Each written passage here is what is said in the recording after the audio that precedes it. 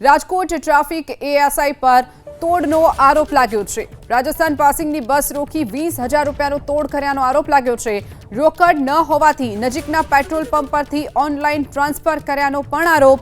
યાત્રા સંઘે બસ રાજકોટમાં રોકી સુરેન્દ્રનગર એસપી પ્રેમસુખ ડેલુને જાણ કરવામાં આવી હતી। સમગ્ર ઘટના અંગે પ્રેમસુખ ડેલુએ રાજકોટના ઉચ્ચ અધિકારીને જાણ કરી હતી અને સુરેન્દ્રનગર એસપીની ભલામણ બાદ ડીસીપી ક્રાઇમે રૂપિયા પરત અપાવ્યા હતા। તો રાજકોટ પોલીસ કમિશનર એએસઆઈ વિજય બાલશની બદલી કરી અને માત્ર સંતોષ માન્યો છે। તો એએસઆઈ સામે કડક કાર્યવાહીની જગ્યાએ માત્ર બદલી થતા અનેક સવાલો ઉઠી રહ્યા છે। વધુ વિગતો સાથે સંવાદદાતા પરાક્રમસિંહ આપણી સાથે છે। પરાક્રમસિંહ, જે રીતે રાજકોટમાં એએસઆઈ તોડ કરતા ઝડપાયા છે ને માત્ર બદલી કરીને સંતોષ મનાયો છે, શું વિગતો?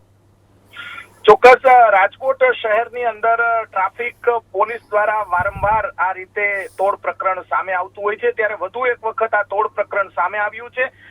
જે ટ્રાફિક પોલીસ ઓનલાઈન પાછો તોડ કર્યો છે અને એ પણ યાત્રાએ જે રાજસ્થાનની બસ આવી હતી તેની પાસેથી 20,000 રૂપિયાનો તોડ કર્યો, નજીકના પેટ્રોલ પંપમાં ઓનલાઈન ટ્રાન્સફર કરાવ્યા।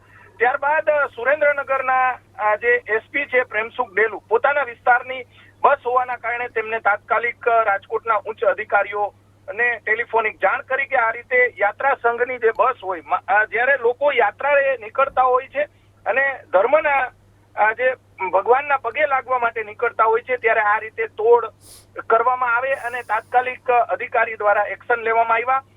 રાજકોટના જે ડીસીપી જે જગદીશ બાંગરવા, તેમના દ્વારા 20,000 રૂપિયા રોકડ તાત્કાલિક પરત કરવા માટે જે આદેશ કરવામાં આવ્યા અને જે તાત્કાલિક આ જે એએસઆઈ છે તેની બદલી કરવામાં આવી છે। સૌથી મોટો સવાલ એ છે 5 દિવસ પૂરે હીરાસર એરપોર્ટ પાસે હાઈવે આવેલો છે, રાજકોટ અમદાવાદ હાઈવે, ત્યાં હીરાસર એરપોર્ટ પાસે જે ટ્રાફિક ના જે કર્મચારી ઉભા હતા, એએસઆઈ વિજય બાલાસરા છે, તેમના દ્વારા તોડ કરવામાં આવ્યો છે, ઓનલાઈન રૂપિયા ટ્રાન્સફર કરવામાં આવ્યા। સમગ્ર મામલાને લઈને પોલીસ દ્વારા જે આ એએસઆઈ છે તેની બદલી કરવામાં આવી છે। સમગ્ર મામલાને લઈને ઉચ્ચ અધિકારીઓએ દ્વારા જે કાયદેસરની કાર્યવાહી જે કંઈ થતી હોય તે હાથ ધરવાની જરૂર છે અને બીજા રાજ્યોમાંથી આવતી બસો અને ખાસ કરીને યાત્રા સંઘ માટે આવતી બસો છે તેમને આ રીતે જે તેમની સાથે તોડ ન કરવો જોઈએ। જી ચોક્કસથી પરાક્રમસિંહ, માહિતી બદલ આભાર।